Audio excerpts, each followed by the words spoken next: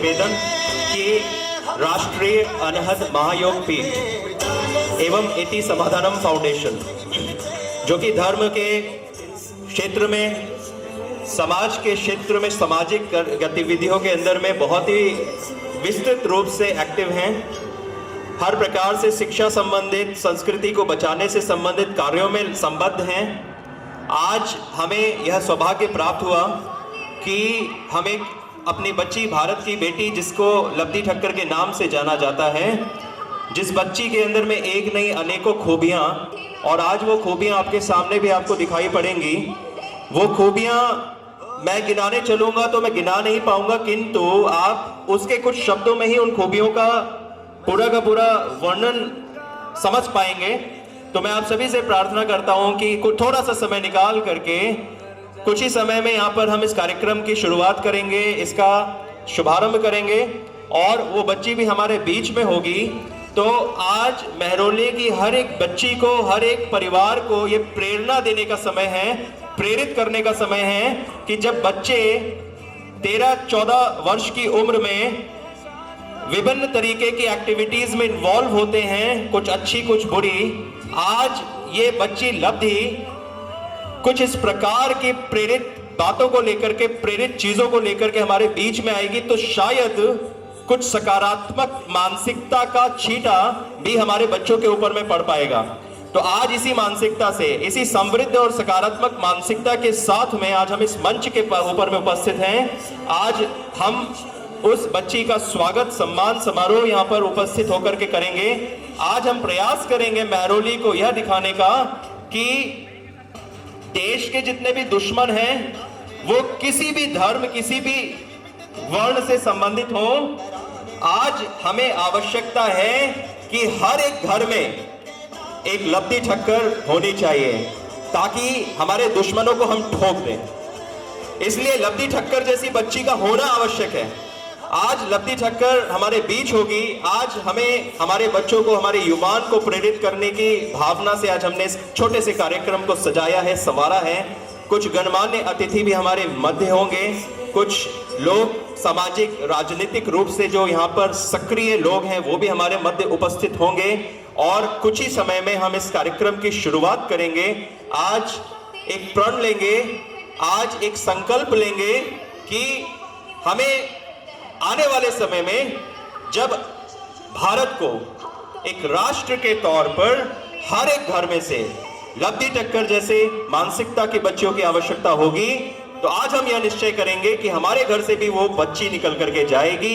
एक लब्धि टक्कर नहीं बल्कि हजारों, लाखों, सैकड़ों की संख्या में हमारे पास में बच्चियां होंगी, जो कि जिस प्रकार से सरहदों के ऊपर में हमारे फौजी भाई दिन रात 24 घंटे सर्दी में, गर्मी में, बरसात में, हर तरीके के मौसम में खड़े होकर के हमारे देश की, हमारे राष्ट्र की रक्षा करते हैं। आज वो समय है कि हो सकता है आने वाले समय में हमें जरूरत पड़ जाए कि वो जो सरहदें हैं वो सरहदें सिमट करके हमारे घरों तक हो जाएं, और जब वो स्थिति बने तो उस स्थिति में हमारे पास में वो शक्ति रूप लब्धि ठक्कर के समान हमारी बच्चियां होनी चाहिए, जो कि हमारे देश को समृद्ध कर रही हैं, हमारे देश की संस्कृति को समृद्ध कर रही हैं। आज हमको मौका है उस समृद्ध मानसिकता को प्रोत्साहित करने का, ताकि लब्धि जैसी बच्चियां अपने को पीछे न करें, किसी भी स्थिति में, विपरीत स्थिति में भी हमेशा अपने आप को आगे रखें। ऐसा समय है आज हमें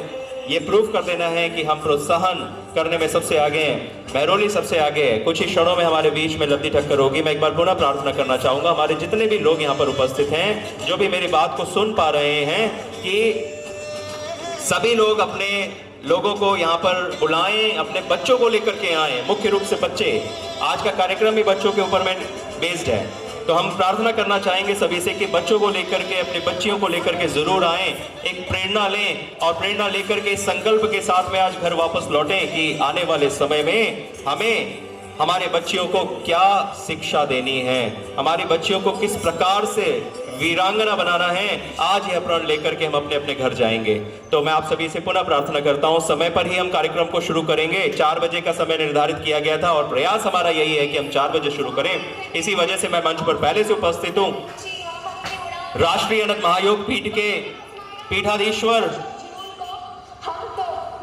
हमारे आदरणीय महारुद्र महाकाल विशाल जी महाराज भी हमारे मध्य जल्दी ही उपस्थित होंगे। आप सभी को आज हम यह दिखाना चाहते हैं कि भारत एक समृद्ध देश है। भारत हमेशा से बहुतों की नजरों में खटकता रहा है। भारत हमेशा से बहुत सारे लोगों की नजरों में लालच का विषय रहा है, चाहे यहाँ की वो शिक्षा हो, चाहे वो यहाँ के हमारी संस्कृति हो। हमेशा से इस संस्कृति को, इस शिक्षा को छिन्न भिन्न करने का प्रयास बहुत सारी बाहरी ताकतों ने किया है, लेकिन लब्धि जैसी बच्चियों ने ही उसको पूरी तरीके से अपने पास में संरक्षित करके रखा है। और आज एक बार पुनः मौका है उस संरक्षण करने वाली देवी को, उस संरक्षण करने वाली वीरांगना को हम यहाँ पर सम्मानित करें। तो आप सभी से प्रार्थना, आप सभी से निवेदन कि शीघ्र से शीघ्र यहाँ पर आकर के हमारे मध्य, हमारे साथ कंधे से कंधा मिला करके खड़े हों, ताकि हम कुछ ही समय में हमारी बच्ची लब्धि ठक्कर का यहाँ पर सम्मान कर सकें। जय हिंद, जय भारत। पुनः मैं अपने शब्दों के साथ में आपके बीच में होऊंगा। एक बार आपके सामने लब्धि के माध्यम से बनाई गई ये वीडियो क्लिप आप सभी जरूर देखें, जो कि आपके लिए प्रेरणा का स्वरूप होगी। धन्यवाद। जय हिंद, जय भारत। नहीं मिटेंगे डराने से, नहीं डरते वतन के नाम पे,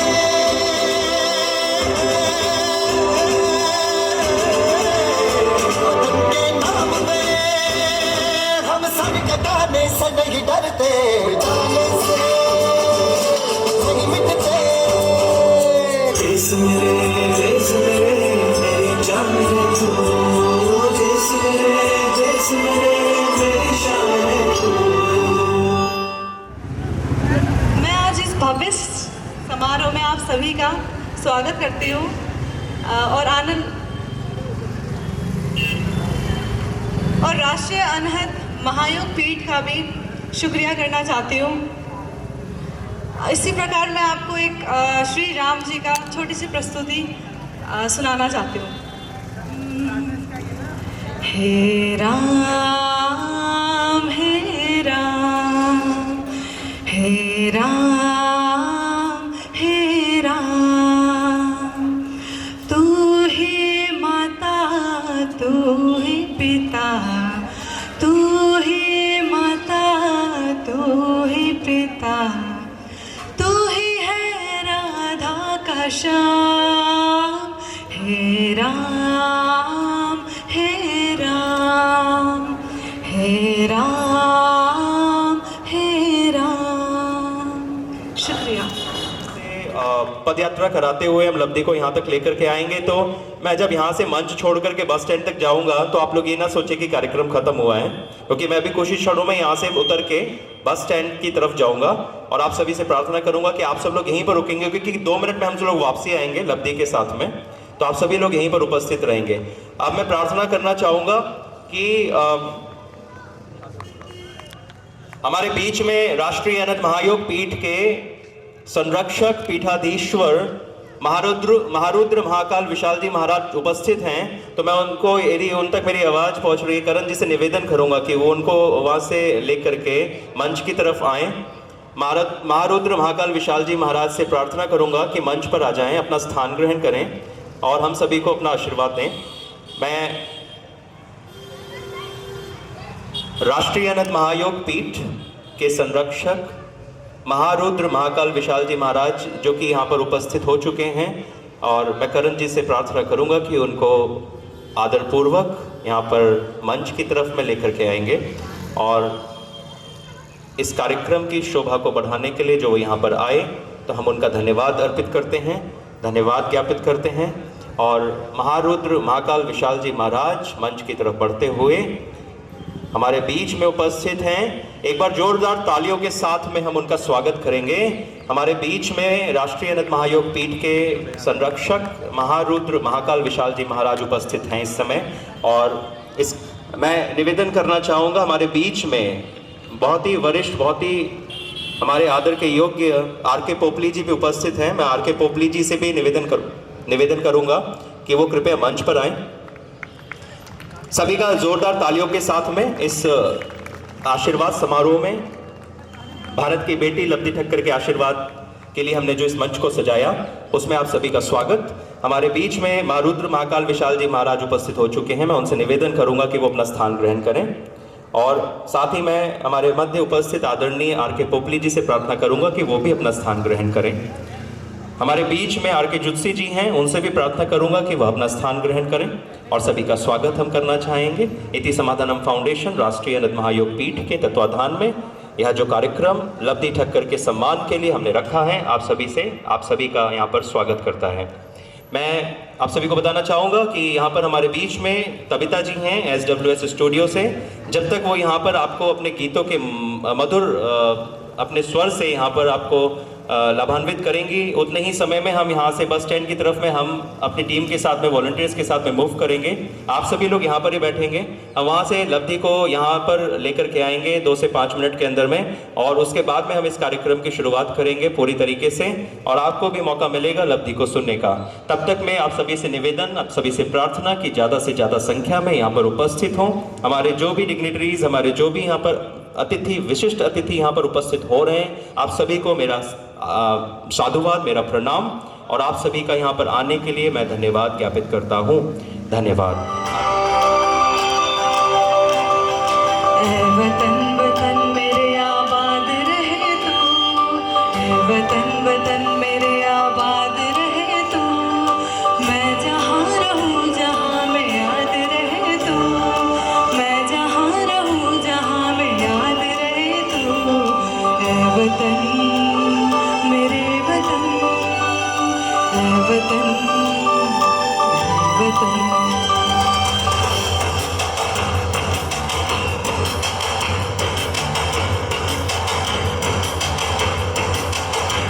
तू ही मेरी मंजिल है, पहचान तुझी से, तू ही मेरी मंजिल है, पहचान तुझी से। पहुँचूँ मैं जहाँ भी मेरी बुनियाद रहे तू, पहुँचूँ मैं जहाँ भी मेरी बुनियाद रहे तू। वतन वतन मेरे आबाद रहे तू, मैं जहाँ रहूँ जहाँ में याद रहे तू, मैं जहाँ रहूँ जहाँ में याद रहे तू। वतन मेरे वतन, वतन।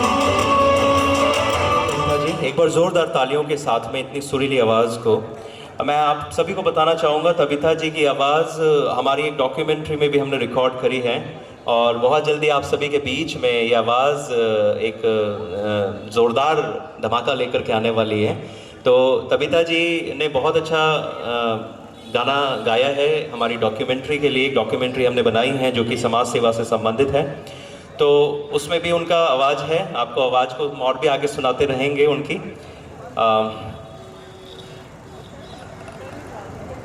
एक बार पुनः मैं आप सभी को बता दूं कि ये जो कार्यक्रम हमने यहाँ पर सजाया है, संवारा है, हमारे भारत की बच्ची लब्धि ठक्कर जो कि मात्र 14 साल की है, 14 वर्ष की है, और उस बच्ची ने बहुतों को हिला रखा है। और हिलाया ऐसे है कि जब 14 वर्ष की आयु में जो बच्चियाँ होती हैं, वो मुख्यतः या तो पढ़ाई में पूरी तरीके से लगी होती हैं, या फिर वो कुछ स्पेसिफिक एक्टिविटीज़ में लगी होती हैं। लेकिन सभी प्रतिभाओं में कहें कि सर्वगुण संपन्न, तो सर्वगुण संपन्नता के अंदर में भी शिक्षा हो, चाहे हमारे संस्कार हो, या फिर हमको उन संस्कारों को दिखाने का कोई भी अवसर हो, तो उसमें हम जब जिस प्रकार से कार्य करते हैं, उसके अलावा सबसे बड़ी चीज़ जो कमी होती है लोगों के अंदर में, वो यह होती है कि बच्चे दबंग नहीं होते, बच्चियां मुख्य रूप से दबंग नहीं हो पाती। तो उस दबंग होने की के लिहाज से लब्धि ठक्कर एक ऐसा नाम है, एक ऐसी प्रेरक वक्ता है जिसने बहुतों को हिला रखा है, और उसकी बातों को, उसके राष्ट्रवाद की बातों को सुन करके उन नकारात्मक मानसिकता के लोगों को मिर्ची जरूर लगती है, उनको दुख जरूर होता है कि भारत की बच्चियां भी इस प्रकार से कह सकती हैं, बोल सकती हैं और कर सकती हैं। तो आज हमारे लिए प्रेरणा का दिवस है, आज हमारे लिए प्रेरणा का विषय है, आज हमारे लिए यहाँ पर उपस्थित सभी लोगों के लिए यह अवसर है कि हम भी कुछ उस सकारात्मक मानसिकता के छींटे अपने बच्चों के ऊपर में डाल सकें, जिससे कि आने वाले समय में हम एक स्वर्णिम भारत का, एक विश्व गुरु बनने का जो सपना है वो हम पूर्णतः प्राप्त कर सकें। तो इस उद्देश्य से आज इस बच्ची का आगमन महरौली में, और महरौली के अंदर में हम उसका स्वागत कर रहे हैं। कुछ ही क्षणों में वो हमारे मध्य होगी, और जब वो मध्य होगी तो हमको उसको सुनने का अवसर भी प्राप्त होगा। आगे बढ़ा सकते हैं, उसकी बात करेंगे। तो आज मौका है, खोलकर पूरा ख्याल रखेंगे कि 0.001% यानी कि बहुत बहुत धन्यवाद विवेक जोशी जी। भारत माता की, भारत माता की, भारत माता की, वंदे वंदे वंदे। मंच पर आसीन पूज्य विशाल जी महाराज, मेरी पूज्य छोटी बहन जी ललिता जोशी जी, विवेक जोशी जी, आज का दिन एक विशेष दिन है महरौली वासियों के लिए। आज का दिन महरौली के युवा पीढ़ी के लिए एक विशेष दिन है, क्योंकि ये जो दिन है, जो ये मनाया जा रहा है आपके समक्ष, ये वो ऊर्जा को उत्पन्न करने का दिन है कि जिसमें हमें राष्ट्र हित के लिए क्या क्या कदम उठाने चाहिए, इसकी प्रेरणा हमें आज, जो कि एक 14 वर्ष की बहुत ही छोटी उम्र में उसने बहुत बड़े मुकाम को हासिल किया है, वो हमारे बीच लपटी ठक्कर उपस्थित होने वाली हैं।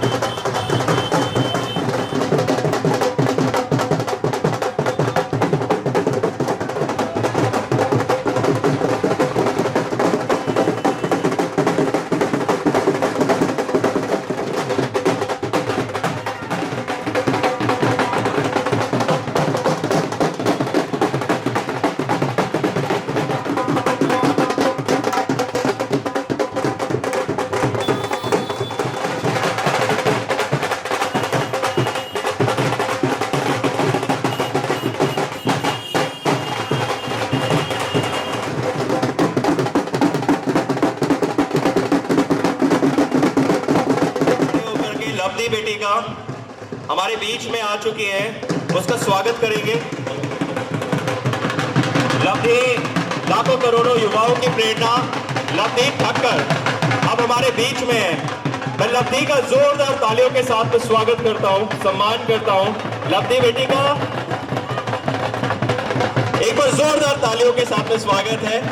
लब्धि ठक्कर युवाओं की प्रेरणा, और हमारे बीच में अब महरौली की इस धरती पर देश की एक वीरांगना, देश की एक ऐसी बच्ची जो कि बहुतों की प्रेरणा का स्रोत है, मैं उसका स्वागत करता हूं उसके भाई के साथ में।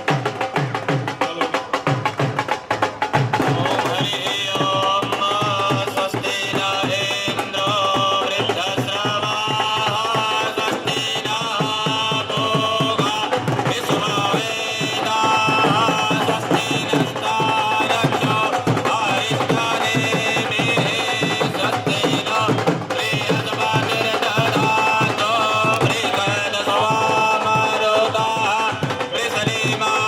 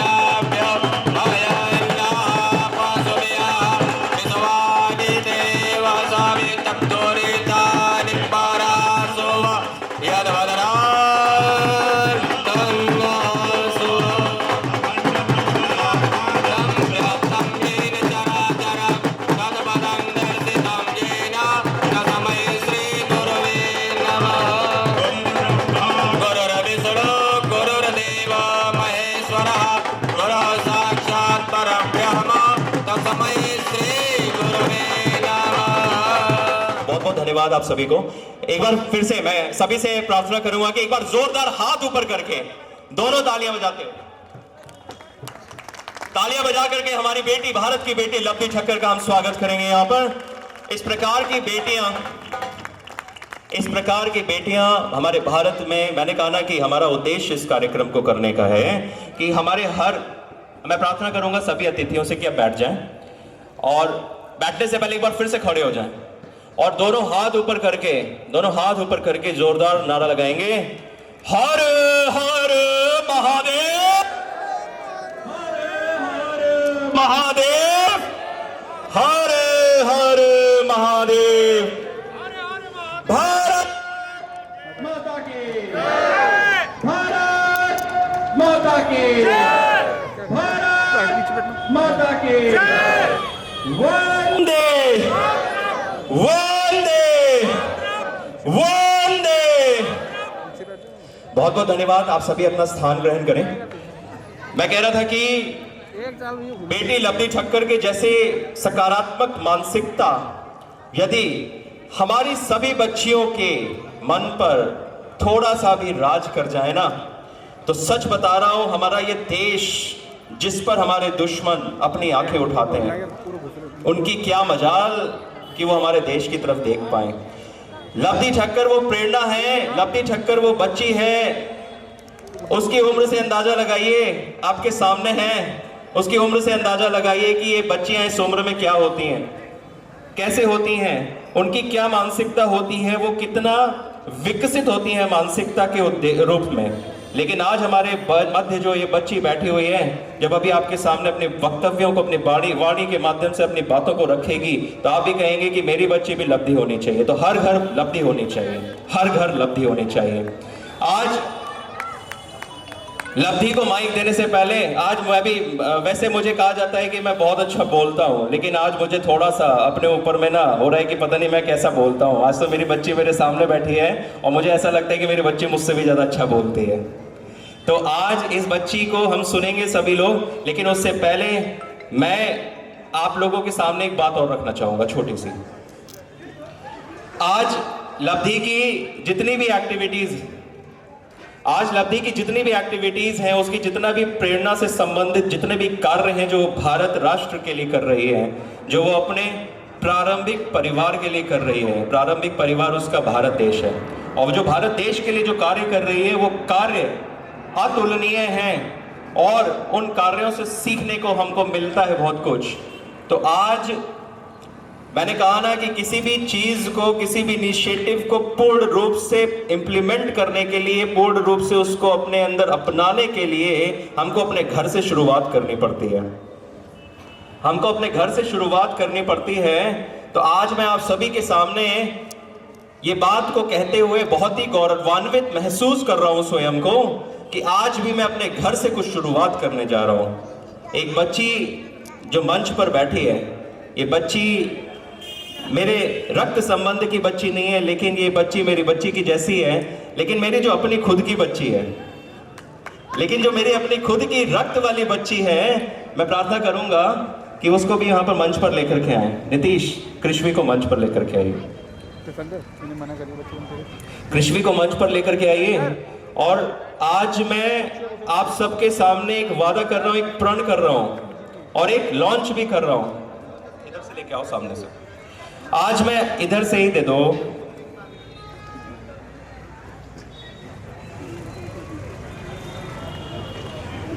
सेंटर टेबल हिल रही। आज मैं ये मेरी छोटी बच्ची, मेरी बच्ची अपने रक्त संबंध की बच्ची, और ये बच्ची मेरा रक्त संबंध नहीं, लेकिन ये बच्ची की तरीके से है आज मैं इस बच्ची के साथ में ये प्रण कर रहा हूं कि आने वाले समय में लवली जैसी है ना, लवली की परछाई बन के लवली की जैसी क्रियाकलापों को करने वाली मेरी बच्चियों की, आज मैं इस बच्ची को लवली जैसा बनाने का प्रण लेता हूं। भारत की बच्ची बनेगी, लवली जैसी बच्ची बनेगी, लवली को फॉलो करेगी और लवली जैसे कार्यों को करेगी, लवली जैसा बोलेगी, लवली जैसा सुनेगी, लवली जैसा कहेगी। और ये एक शुरुआत है, ये शुरुआत है आज की। आज मैं अपनी बच्ची को उस तरफ ढकेल रहा हूं, उस तरफ उसका संरक्षक बनकर के आगे बढ़ा रहा हूं कि आने वाले हर घर में, हमारे भारत के हर एक घर में, हर एक परिवार में जो बच्चियां हैं वो लब्धि की प्रेरणा से आगे बढ़ें और लब्धि जैसा बनने का प्रयास करें। आज मैं आप सभी के सामने कृष्वी फाउंडेशन की डिजिटल लॉन्च करने जा रहा हूं। जिस प्रकार से लब्धि फाउंडेशन है, लब्धि फाउंडेशन महाराष्ट्र के अंदर में और पूरे भारत के अंदर में बहुत अच्छा काम कर रही है, उससे प्रेरित होकर के आज मैं कृष्वी फाउंडेशन, जो कि बच्चियों के अंदर में संस्कार, सामर्थ्य, सदाचार और सेवा का, सद्भाव का उत्पन्न करेगी, आज मैं आप सभी के सामने कृष्वी फाउंडेशन की लॉन्चिंग भी कर रहा हूं, जो कि आने वाले समय में सिर्फ और सिर्फ बच्चियों के द्वारा चलाई जाएगी। बच्चियां ही इसमें पदों पर होंगी, बच्चियां ही इसके पूरे के पूरे कार्यों को चलाएंगी, बच्चियां ही सब कुछ मैनेज करेंगी। हम और आप जो बड़े लोग हैं सिर्फ एक संरक्षक के तौर पर उनका संरक्षण करेंगे। आज मैं ये वादा आपसे करता हूं। तो दोस्तों, अब मैं लब्धि को रिक्वेस्ट करूंगा कि उसको माइक देने से पहले हमारे बीच में कुछ और डिग्निटरीज हैं, मैं उनसे भी रिक्वेस्ट करूंगा कि आप सभी बच्ची को बात को जरूर सुने। यहाँ पर जितने भी लोग मौजूद हैं, भी और भी लोग आ रहे हैं, शायद हमारे बीच हमारे दक्षिणी दिल्ली के सांसद महोदय श्री रमेश विदोड़ी जी भी होंगे। अभी कुछ देर पहले लब्धि आपकी प्रतीक्षा करते करते यहाँ की मिसेस इंडिया जो रह चुकी हैं, हमारी रूबी यादव जी, वो थी यहाँ पर, लेकिन उनको क्योंकि स्मृति ईरानी जी का कोई कार्यक्रम था तो उसमें जाना पड़ा, जिसकी वजह से वो चली गई, नहीं तो वो आपकी प्रतीक्षा कर रही थी। तो हमारे बीच में और भी कुछ लोग यहाँ पर अच्छे गणमान्य लोग होंगे, अभी भी हैं और भी होंगे, तो आपको उनको सुनने का मौका भी मिलेगा और सबसे मुख्य जो आज की हमारी रोल मॉडल है लब्धि, उसको सुनने का मौका मिलेगा। लेकिन उसको सुनने से पहले लब्धि के लिए एक छोटा सा उपहार है हमारी तरफ से, वो उपहार मैं उसको देना चाहूंगा, उसके बाद के आगे की कार्यवाही शुरू करेंगे। एक बार मैं रिक्वेस्ट करूंगा कि लब्धि का जो वीडियो है उसको प्ले कर दिया जाए प्लीज। आसमान से ऊंची हम अपनी उड़ान लिए करते हैं, वक्त क्या आजमाएगा हमारे जोश और जुनून को, हम तो मुट्ठी में अपनी जान लिए करते हैं। जय हिंद, वंदे मातरम। हो सदते मैं जावा मेरी दिल जानिया, मैं शीश झुकावा मेरी दिल जानिया, तेरे नाम जो कर जावा कम है वो।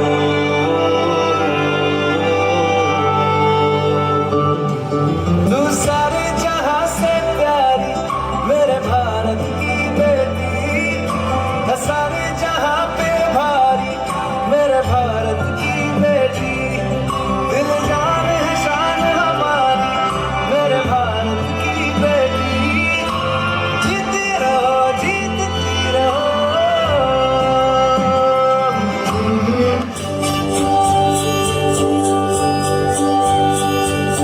देश मेरे मेरी जान है तू, देश मेरे मेरी जान है तू, देश मेरे मेरी शान है तू, देश मेरे मेरी शान है तू।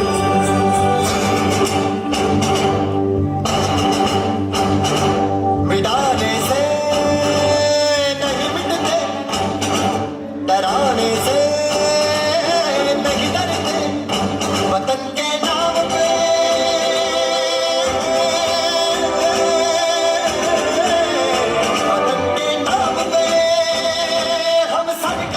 से नहीं डरते, मिटाने से नहीं मिटते। देश मेरे मेरी जान है तू, देश मेरे मेरी शान है तू।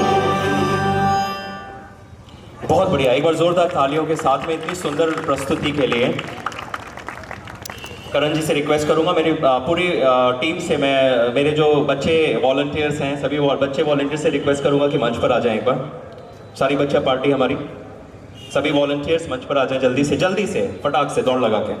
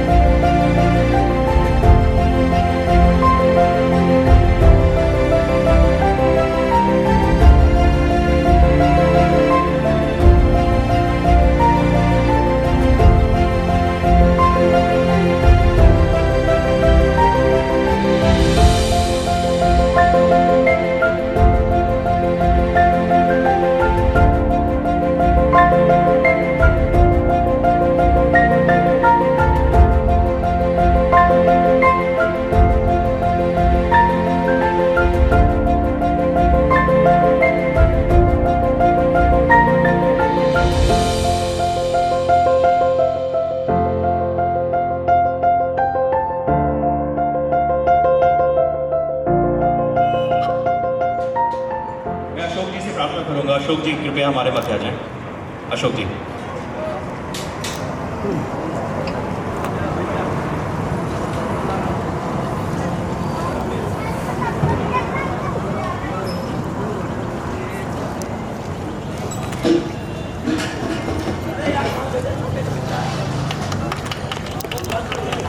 बहुत बहुत धन्यवाद। मैं कमल जी से भी रिक्वेस्ट करूंगा मंच पर आ जाएं। मैं एक बार क्षमा चाहूंगा यदि मैं किसी को छोड़ दूं, क्योंकि आज मैंने बोला कि मेरा जो पूरा का पूरा फोकस है वो सिर्फ बच्ची है, मेरी लब्धि है, और मेरे को लब्धि के अलावा कोई और कुछ नहीं दिखाई दे रहा है। तो यदि कोई छूट जाए तो कृपया मन में मत रखना, मुझे क्षमा कर देना छोटा समझ करके। आप लोगों के लिए मैं और कार्यक्रम करूंगा, लेकिन आज ये कार्यक्रम, ये मंच सिर्फ लब्धि का ही है, इसकी वजह से मैं, हो सकता है कोई छूट जाए मुझसे, तो क्षमा चाहूंगा।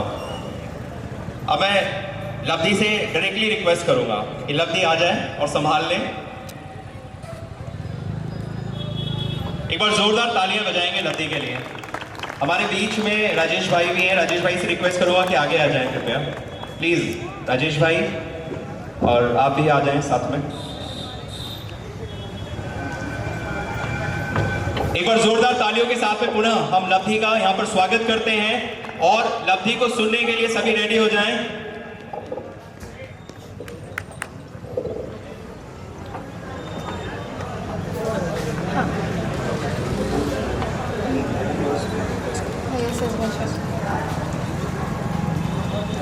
मेरे साथ बोलिए, भारत माता की, भारत माता की, वंदे वंदे। सबसे पहले तो आप सभी ने मुझे जिस प्रकार से यहाँ पर आमंत्रित किया है उसके लिए आप सभी का बहुत बहुत धन्यवाद। आप सभी ने जो वीडियो प्ले किया उसे मुझे देखकर इतना ज़्यादा अच्छा लगा, और specially thank you so much Vivek भैया कि आपने इतना अच्छा कार्यक्रम यहाँ पर ऑर्गेनाइज किया है मेरे लिए। विवेक जी जोशी से मैं ये मेरी दूसरी मुलाकात है, हम पहले भी एक बार मिले हैं दिल्ली में ही। मैं आशा करती हूँ कि ये मुलाकातों का सिलसिला बस यूं ही चलता रहे। वो कहते हैं ना कि एक सोच रखने वाले दो व्यक्ति अगर साथ चले तो काफिला बनने में देरी नहीं लगती। ठीक उसी प्रकार मेरे और विवेक जी की सोच एकदम एक जैसी है और हम चल पड़े हैं।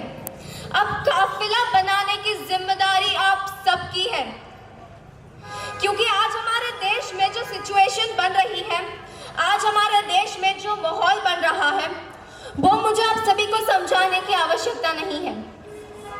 आप सभी अच्छी तरह से जानते हैं आज हिंदुओं के साथ क्या हो रहा है। मुझे इतना डिटेल में जाने की जरूरत नहीं है। हमारे हिंदुओं के साथ दूसरे देशों में क्या होता है, उन पर जो अत्याचार होता है, हमारी हिंदू माँ बेटियों के साथ बलात्कार किया जाता है, उन पर जुल्म किया जाता है, उन पर अत्याचार किया जाता है।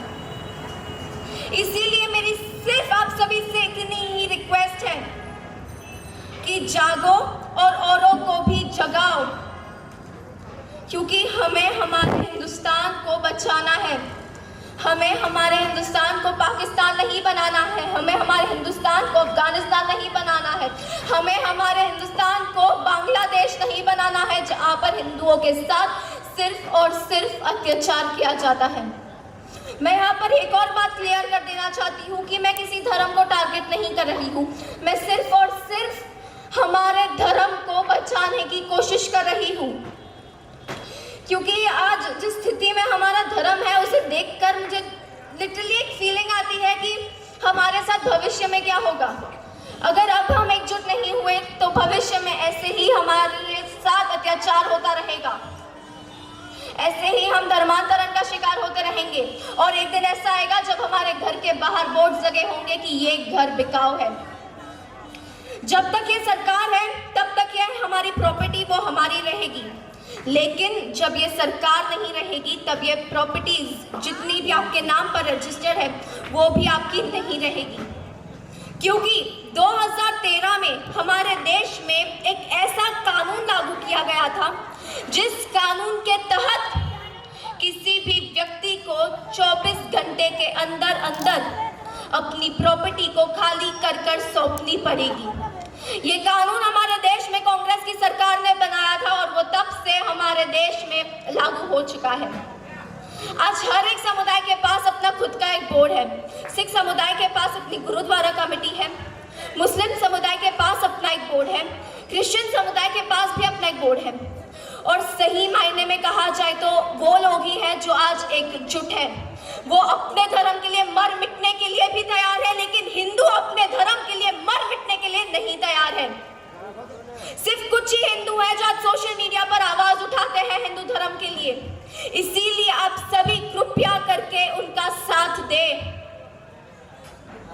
आज हमारे देश में सैकड़ों हिंदू लड़कियों के साथ बलात्कार किया जाता है और हम क्या करते हैं, एक दो दिन सोशल मीडिया पर भड़ास निकाल देते हैं अपनी, एक दो दिन का कैंडल मार्च निकाल देते हैं, फिर सब भूल जाते हैं।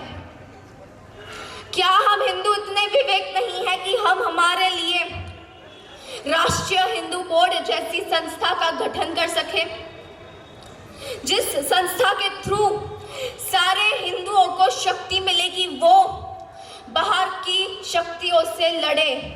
उन्हें हिम्मत चाहिए और ये तभी संभव होगा जब हम एकजुट होंगे। पंजाब में 2 सिख लड़कियों को जिहादियों के द्वारा उठा लिया गया था। पूरा सिख समुदाय एकजुट होकर आ गया था। उन्होंने एक ऐसा आंदोलन छेड़ा था कि मीडिया और प्रशासन के कान के पर्दे तक हिल गए थे। वो लोग ना तो पुलिस प्रशासन का साथ ले पाए और ना ही कोर्ट का। उन लोगों को, उन लड़कियों को छोड़ना पड़ा था। और यह कैसे संभव हो सका कि पूरा सिख समुदाय एकजुट होकर आ गया है और उन्होंने एक मंच से आवाज उठाई। ये इसीलिए संभव हो सका क्योंकि सिख समुदाय का संचालन उनकी गुरुद्वारा कमेटी करती है। ठीक ऐसे ही मुस्लिम समुदाय के पास भी अपना एक बोर्ड है। वो लोग भी अपने धर्म के लिए काम करते हैं, उसमें कुछ गलत नहीं है। आप सब अपने धर्म को बचाना चाहते हैं। ठीक उसी प्रकार आज मैं भी मेरे धर्म को बचाने की कोशिश कर रही हूँ और ये तभी संभव होगा जब मुझे आप सभी का साथ मिलेगा। साथियों, इसीलिए मैं आप सबसे सिर्फ इतनी रिक्वेस्ट करती हूँ कि कृपया करके आप सभी लोगों को, जो लोग आज सोशल मीडिया पर आवाज उठाते हैं, उनका समर्थन करें, उन्हें हौसला दें कि वो आगे और काम करें।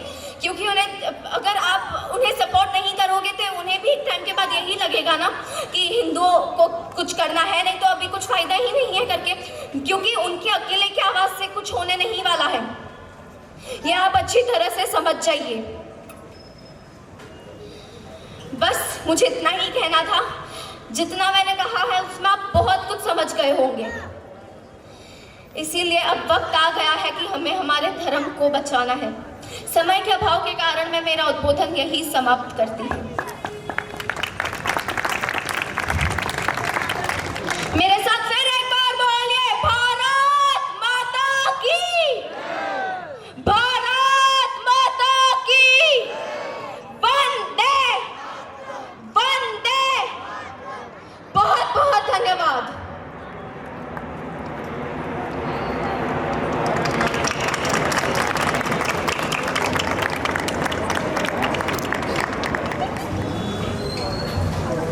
बहुत बहुत धन्यवाद लवती बेटा। देखिए, जब हम अपनी बात करते हैं इस स्वतंत्र देश के अंदर में, तो स्वतंत्र देश में अपनी बात को रखने का हर किसी को अधिकार है।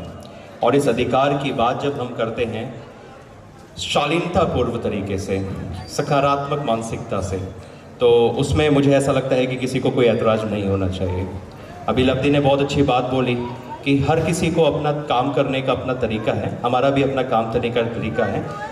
इस कार्यक्रम का उद्देश्य सिर्फ एकमात्र यही है कि हम हर किसी के अंदर में एक सकारात्मक मानसिकता का उद्भाव कर सकें।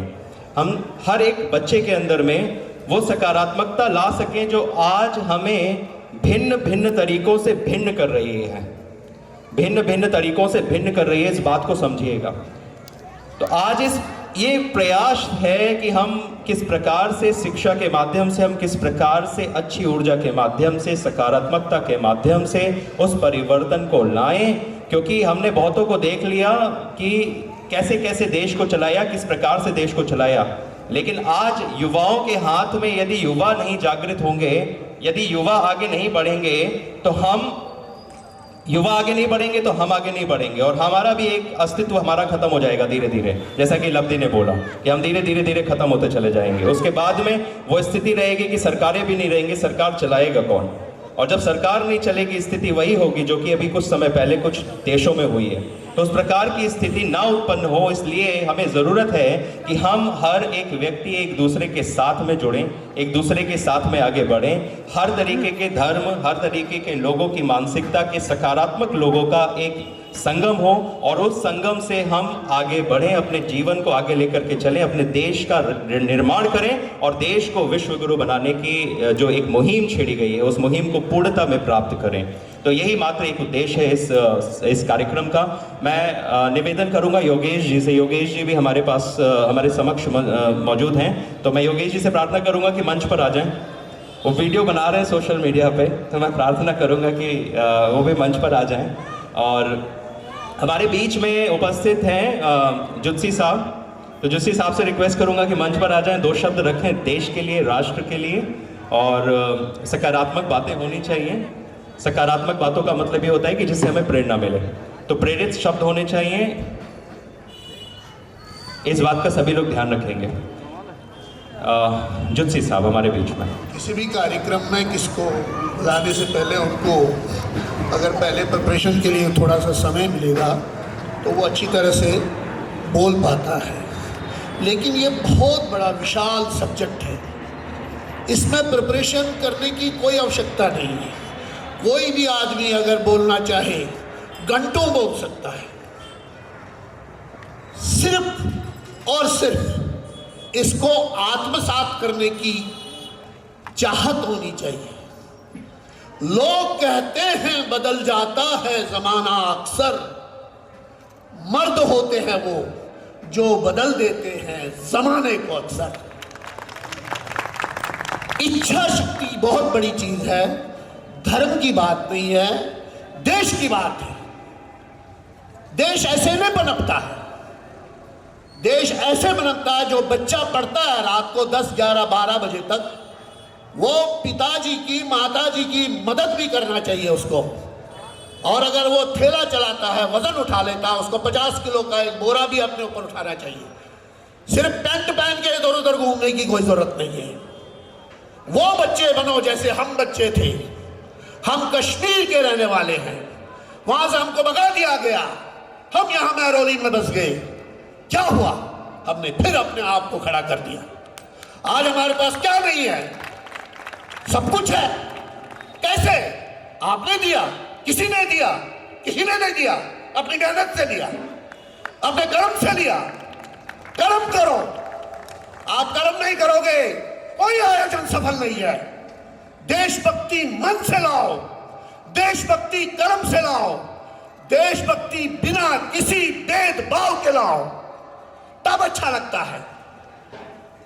ये बच्ची जो हमारे सामने एक उदाहरण है, हमें अपने बच्चों को इनके सामने समक्ष रखना चाहिए। मैं अपनी बात कहूंगा, अगर मैं अपने घर पे अपने बच्चों को कहूं कि वो उधर एक बहुत बड़ा कार्यक्रम है, इधर आओ, वो कहेंगे नहीं हम नहीं जाएंगे, हमें पता नहीं क्या कार्यक्रम है। मगर मैं कहता हूं हमें विप बनकर, जिस तरह घोड़े को चाबुक मारता है ना घोड़े वाला, उस तरह बनना चाहे ताकि हमारे संस्कार बचे रहे। हमारे संस्कारों को बचाना कुदरती उस राह को आगे बढ़ाएगा जिस राह की ठंडी छांव, जिस राह का उद्देश्य और अलग एक निशाना, एक उसका गंतव्य बहुत प्यारा, बहुत सुंदर और बहुत सुनहरा होगा।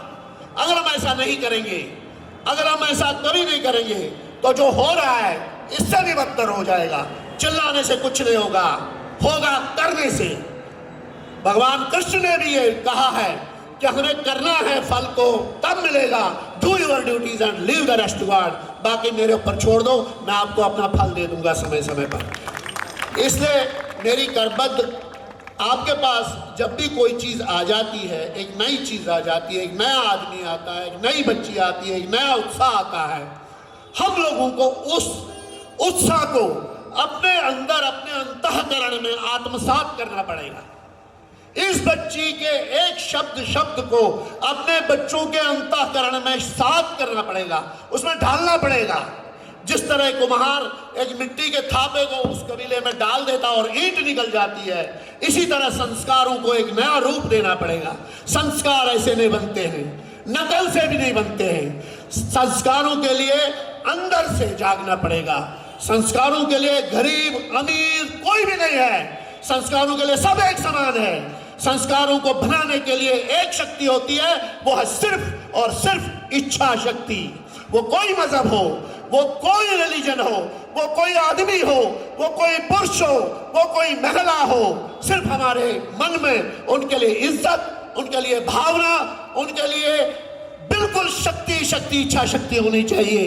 जब हम घर को ठीक करेंगे, अपनी माँ को इज्जत देंगे, अपने बाप को इज्जत देंगे, तभी हम आगे पीछे अंकल जी रिश्तेदारों और आगे पड़ोस वालों को इज्जत देंगे। जब घर में ही तनाव है तो आगे क्या करेंगे। फिर भी मैं कहता हूँ, मुझे याद आ रही हैं कुछ पंक्तियाँ, वो मैं आपको कह देता हूँ। हिमगिर के उत्तुंग शिखर पर बैठ शिला की शीतल छांव, हिमगिर के उत्तुंग शिखर पर बैठ शिला की शीतल छांव, एक पुरुष भीगे नैनों से देख रहा था प्रलय प्रवाह। ये एक पुरुष कौन था? ये आदि मानव मनु जी थे, जो अकेला इस सृष्टि का पहला पुरुष माना जाता है। मनु जी, मनु स्मृति में भगवती शंकर प्रसाद ने इसको अपनी आराधना में डाल के, भावना में भावना का वर्णन करके उसको महाकाव्य साकेत के रूप में दे दिया, जिसके 15 सर्ग है। उसका पहला मैंने आपको दोहा आपके सामने पढ़ गया। और जीवन की जो टकराहट है, जीवन का जो युद्ध है, उसमें जैनेंद्र ने कहा है, जब भी मैंने जीवन के बारे में सोचा है, जब भी मैंने जीवन के बारे में लिखा है, जब भी मैंने जीवन के बारे में कहा है, तो मुझे उत्तर यही मिला, जीवन युद्ध है, युद्ध जीवन है। मेरे ख्याल में ये जो मरना तो आसान है, मरने के बाद तो कुछ भी करो, लेकिन जीवन ही कठिनाई है। आप जिंदा रह के कैसे सुलभ तरीके से लोगों के सामने अपनी बात रख सकते हो, अपने विचार रख सकते हो, अपना आनंद रख सकते हो और उसमें उनको सम्मिलित कर सकते हो, यह आप पर निर्भर है। इसीलिए यह मनुष्य जीवन मिलता है। ये इस मनुष्य जीवन को कामयाब बनाइए, अपने अंदर इच्छा शक्ति जगाइए, भगवान के लिए, अल्लाह के लिए और वाहिगुरु के लिए। मैंने एक कविता लिखी थी रिसेंटली, मैं कहता हूं,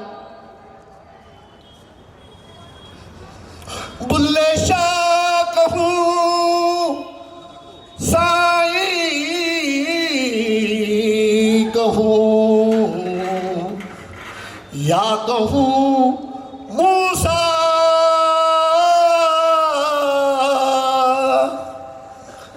दीन कहूं, धर्म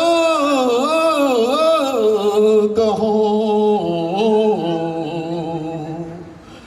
या कहूं खालसा, खालसा। इस तरह की पंक्तियां अगर हमारे जीवन में हर मजहब के लिए हो, आदर हो, सत्कार हो, फिर हम ये मेहनत का जो हल है अपने घर से चलाना शुरू करें। बच्चों में वो बीज बोए जिससे सकारात्मकता और एक विद्या का एक बहुत नवीन भारत का फल उगे, और फिर उस लहलाते हुए खेत को हम सब अपनी इन आंखों से देखें। तब अच्छा लगता है कि हमने कुछ किया और हम कुछ कर रहे हैं। इसीलिए मैं आप सबको हाथ जोड़ के निवेदन करता हूं कि जो मैंने अपने शब्द आपसे कहे आपको अच्छे लगे हों तो आप उसको कर देना, नहीं अच्छे लगे हो तो यही उसको दफन कर देना। मेरा प्रणाम, नमस्कार। बहुत बहुत धन्यवाद जोशी साहब, आपके शब्द निश्चित रूप से हमारे लिए बहुत ही ऊर्जादायक।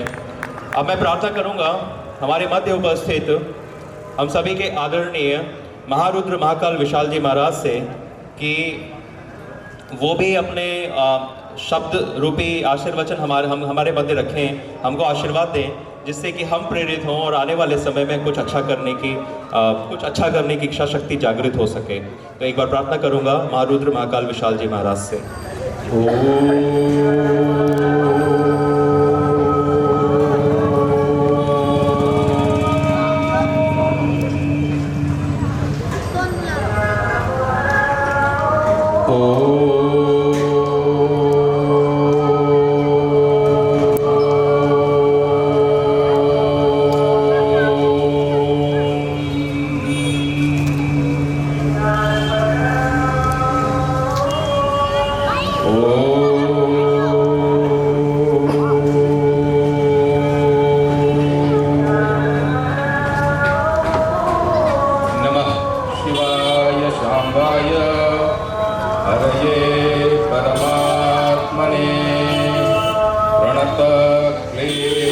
विनाशाय श्रीयोगीनां पतये नमः। नमः पार्वती पतये हर हर महादेव। मंच पर आसीन समस्त महाभागों को प्रणाम। समस्त उपस्थित आत्मनों को प्रणाम। आपके हृदय में विराजित परमपिता परमेश्वर को प्रणाम। संपूर्ण चराचर जगत में उपस्थित चेतनाओं को प्रणाम। राष्ट्र को प्रणाम। भारत माता को प्रणाम। इन सभी पशु पक्षी चराचर जगत में उपस्थित वृक्ष प्रकृति सबको प्रणाम। और हमारे बीच में उपस्थित भारत की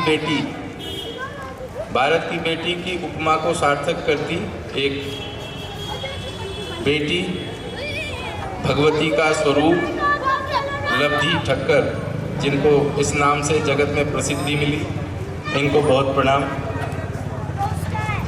हम कुछ शब्दों में अपनी भावनाओं को व्यक्त करेंगे। अभी श्रीमान रविंद्र कुमार जोशी जी, हमारे परम प्रिय, उन्होंने बड़ा ओजस्वी भाषण दिया। देखिए, समस्त सृष्टि में नाद हैं। अभी अजान हो रही थी, उसका भी एक नाद है। ये ऊपर एरोप्लेन जा रहा है, इसका भी नाद है। इन बच्चों को थोड़ा सा कृपया एकाग्रता से हमारी चंद बातों को सुनिएगा। हम भाषण देने के आदी नहीं हैं, प्रवचन जरूर करते हैं, तो हमारे वचन जो हैं वो सार्थक हों। नाम, राष्ट्र, शिक्षा, इन कुछ विषयों पर बात किया जाए। धर्म की बात करते हैं सब लोग, लेकिन धर्म समझता कोई नहीं कि धर्म है क्या। तो पहले तो हमें स्वयं को समझना है, फिर और चीज़ों को समझना है। तो आज केंद्र का विषय जो है वो है एक व्यक्ति से ऊंचा है एक व्यक्तित्व, लब्धि ठक्कर, जिसका निर्माण आरंभ हुआ है। ये अभी निर्मित नहीं हो गया है पूरा, अभी यह व्यक्तित्व निर्माण की अवस्था में है। आने वाले समयों में जब ये भविष्य के गर्भ में छुपा है कि ये बच्ची, ये बेटी, ये आत्मा क्या करेगी इस जगत का कल्याण, तो हम सब मनुष्य जन्म इसीलिए लेते हैं कि सामान्य पशुओं में ये जो पाशुपत का हम लोगों को भगवान ने हमारे कर्मों के अधीन हो करके जो हमें पाशुपत में बांध रखा है, भगवान इससे हमारा विमोचन करे और हमें मनुष्य बनाए पहले। तो मनुष्य बनना बहुत जरूरी है। फिर हमें जन्म के पश्चात माता पिता एक नाम से अलंकृत कर देते हैं, जैसे बिटिया को लब्धि नाम प्राप्त हुआ। तो आज का विषय जब हमें प्राप्त हुआ तो हमारे को एक कुछ मंत्र याद आए। श्लोक है कि श्रद्धावान लभते ज्ञानम, श्रद्धावान लभ्यते ज्ञानम, और लभ्यते में लब्धि शब्द है, ये बिटिया का नाम है जो सार्थक होगा। तो श्रद्धावान लभ्यते ज्ञानम, और ज्ञानम लभ्या परम शांति। तो ज्ञानम लभ्या परम शांति से पहले है श्रद्धावान। अब श्रद्धा है, देखिए, एक बहुत सुंदर प्रॉपर्टी, गुण जो भगवान ने अंतर्निहित किया सबके। जो आतंकवादी है उसके अंदर भी एक श्रद्धा है जो गलत दिशा में बढ़ गई है, वो उसका रूट डाइवर्ट हो गया है गलत तरफ, यानी आसुरी शक्ति और देवताओं की सुरात्मक शक्ति जो है, सुर और असुर। तो आसुरी शक्तियों का जो अनुगमन कर रहे हैं उनके अंदर, जिनको आतंकवादी कह रहे हैं या दुराचारी हैं, जो दुराचार की बात बिटिया ने करी कि ये दुराचार हो क्यों रहा है, आवाज तो उठाना है, लेकिन इसका कारण भी खोज कर उसका समूल नाश करना है। तो ये नाश कैसे होगा कि श्रद्धावान लभते ज्ञानम। अब हो क्या रहा है कि ये जो श्रद्धा है ये गलत जगह हो गई, राष्ट्र के प्रति श्रद्धा नहीं हुई, बुराइयों के प्रति श्रद्धा हो गई, राष्ट्र विरोधी ताकतों के प्रति श्रद्धा हो गई। तो वो जो राष्ट्र के विरोध में ताकतें हैं वो आपकी श्रद्धा को गलत दिशा में बढ़ा देती हैं, और वही बच्चे, वही नई फसल कभी कभी आतंकवाद की तरफ बढ़ जाती है। और आतंकवाद खाली गोली बम बंदूक का नहीं होता है। अब हम आएंगे कि बिटिया का नाम सार्थक कैसे हो रहा है कि श्रद्धा पहला इसने या इनके माता पिता के संस्कार और इसकी पूर्व प्रारब्ध की लीला ऐसी रही होगी कि इस बिटिया को अपने नाम को सार्थक करने का अवसर मिल गया और इसकी श्रद्धा उत्पन्न हो गई राष्ट्र के प्रति। तो पहला तो श्रद्धा हो गई राष्ट्र के प्रति, तो इसको ये ज्ञान हो गया कि मुझे करना क्या है। बहुत छोटी आयु में ज्ञान बोध हो जाना कि मुझे क्या करना है, मुझे किस दिशा में बढ़ना है, क्या मुझे मोबाइल में गेम खेलना है कि और चीज़ों में लग जाना है। कितनी छोटी अवस्था, मासूम पुष्प। अभी तो इन्होंने कितना संसार देखा होगा, लेकिन ये बात नहीं मानिएगा इस स्थूल शरीर की आयु से हम अपनी सूक्ष्म आयु की गणना करेंगे। इसके अंदर जो मस्तिष्क है, इसकी जो आत्मा है, इतनी विशुद्ध होगी कि उसको राष्ट्र के प्रति जो भावना आज ये मुख से निकल रही है इनके, वो निश्चित ही कहीं ना कहीं भगवान ने पहले से ही इनको प्रेरित करके भेजा है यहाँ कि आप जाइए और भारत भूमि पर अलख जगाइए। अब इस प्रकार के बहुत मनुष्य इस समय विचरण कर रहे हैं, जिसमें कहते हैं सोशल मीडिया के माध्यम से, अन्य माध्यम से। हमारे यशस्वी प्रधानमंत्री महोदय भी इस समय इसी प्रकार के प्रकल्पों में लगे हैं। अब हम बात करें शिक्षा के ऊपर कि शिक्षा क्या है, क्यों हमारे आइडल जो हैं, हमारे आदर्श बदल गए हैं। हम गलत लोगों को आदर्श बना रहे हैं और दिशा भटक रहे हैं, फिर हमारी श्रद्धा गलत हाथों में पड़ करके सब भंग हो जा रहा है, राष्ट्र भंग हो रहा है, राष्ट्र के संस्कार भंग हो रहे हैं। हम सनातनी हिंदू राष्ट्र की परिकल्पना करते हैं, जब सनातन हिंदू राष्ट्र की बात होती है तो ऑब्जेक्शन होते हैं। आज कई जगह पर आप देखेंगे रोडों के और शहरों के नाम बदले जा रहे हैं। तो कई सो कॉल्ड इंटेलेक्चुअल पर्सन जो हैं, बौद्धिक लोग, वो ये कहते हैं कि इससे क्या होगा, शहर का नाम, रोड का नाम बदलने से क्या होगा। तो महानुभावों को उत्तर है कि शहर का नाम का बहुत महत्व है। कलयुग केवल नाम आधारा, सुमिर सुमिर नर उतर ही पारा। तो नाम का तो बहुत आधार है। तो जिनको आध्यात्मिक उन्नति करनी है वो राम का आधार, राम के नाम का आधार लेकर के आगे बढ़ते हैं। परंतु राष्ट्र का कल्याण भी इसी राम नाम में निहित है, क्योंकि कलयुग में सब चीज के लिए राम नाम, तो राम नाम लेने में कोई बुराई नहीं है। अब नाम की बात आती है तो देखिए, किसी देश की संस्कृति को नष्ट करना हो तो कुछ मत कीजिए, किसी का घर नष्ट करना हो कुछ मत कीजिए, वहाँ के बच्चों को संस्कार विहीन कर दीजिए, उनकी शिक्षा में दूषण उत्पन्न कर दीजिए। हमारे यहाँ सबसे अच्छा कार्य किया गया, जो पीछे मुगल आए, हम लोगों को अंग्रेजों ने और मुगलों ने गुलाम नहीं बनाया। गुलाम हम अंग्रेजों या मुगलों के नहीं थे, हम उनकी विचारधारा के गुलाम हो गए। अब हुआ क्या है कि उन्होंने हमारी शिक्षा, आज बच्चा जब IAS PCS की प्रिपरेशन करता है तो उसको पढ़ना कौन सा इतिहास पढ़ता है, मुगल कालीन इतिहास पढ़िए। अब मुगल कालीन इतिहास पढ़िए, आप अकबर को जानिए, बाबर को जानिए, लेकिन अब आदिगुरु शंकराचार्य को नहीं जानते। ये सरकार, ये जो हमारी वर्तमान सरकार चल रही है, इन्होंने उसी ये जो वैदिक युग को पुनः स्थापित करने का प्रकल्प उठा लिया है। तो हम नहीं जान रहे हमारे वेदों के बारे में, न श्लोकों को जान रहे, न हमारा प्राचीन ऋषिकुल का जो इतिहास है उसको जान रहे, ऋषियों के नाम तक नहीं पता होंगे। आप बहुत छोटी सी बात हम आपको बताएं, जहां हमारा आश्रम है वो ग्रामीण अंचल है, बहुत इंटीरियर में। वहाँ की जनता का कोई दोष नहीं है कि वहाँ शिक्षा नहीं है, कि रोड नहीं है, कि पानी नहीं है, परंतु वहाँ एक कमी है।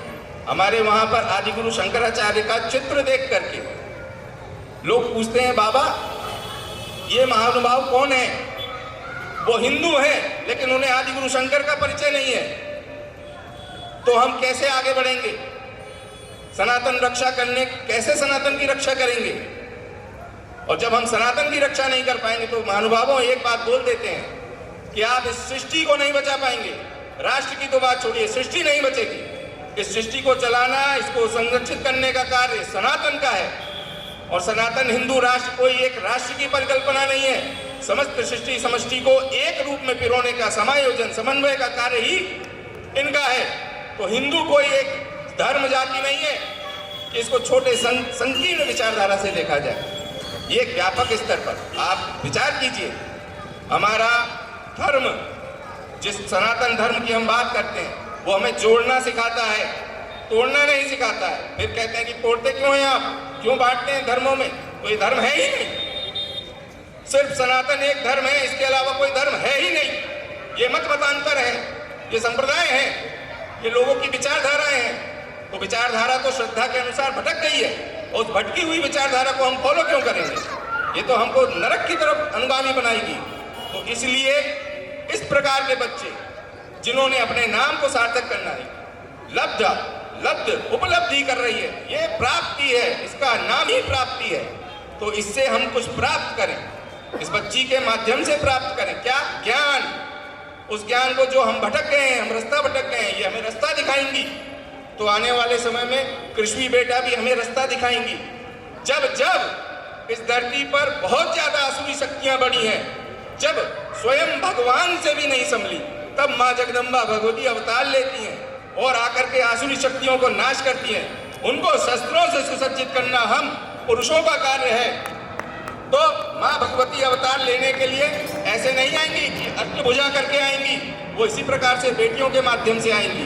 तो इन बेटियों का समर्थन करें, और शिक्षा में हमारी जो मुगल का जो भी शिक्षा हमें पढ़ाई जा रही है, इस शिक्षा में बदलाव करने के लिए सरकार प्रकल्प कर रही है।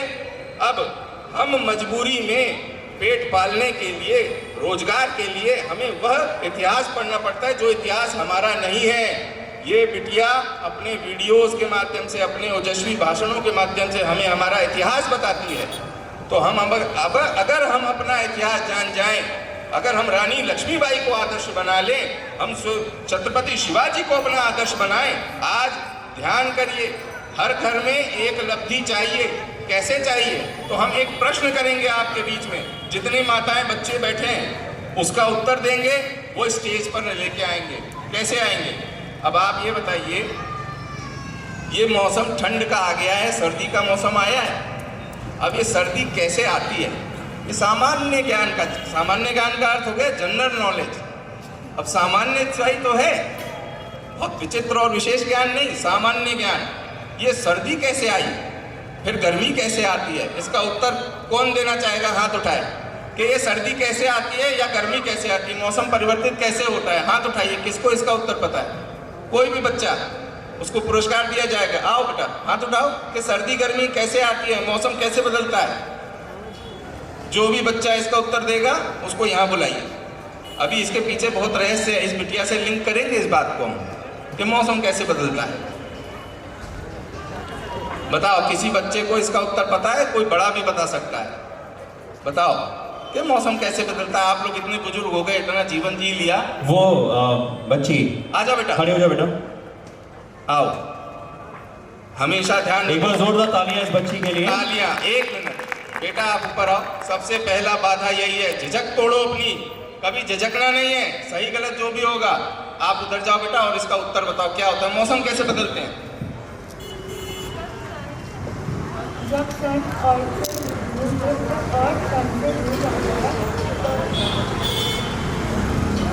अर्थ सन से दूर जाता है तब मौसम बदलता है। वेरी गुड, बहुत अच्छा प्रयास किया इस बच्चे, इसने बहुत अच्छा प्रयास किया।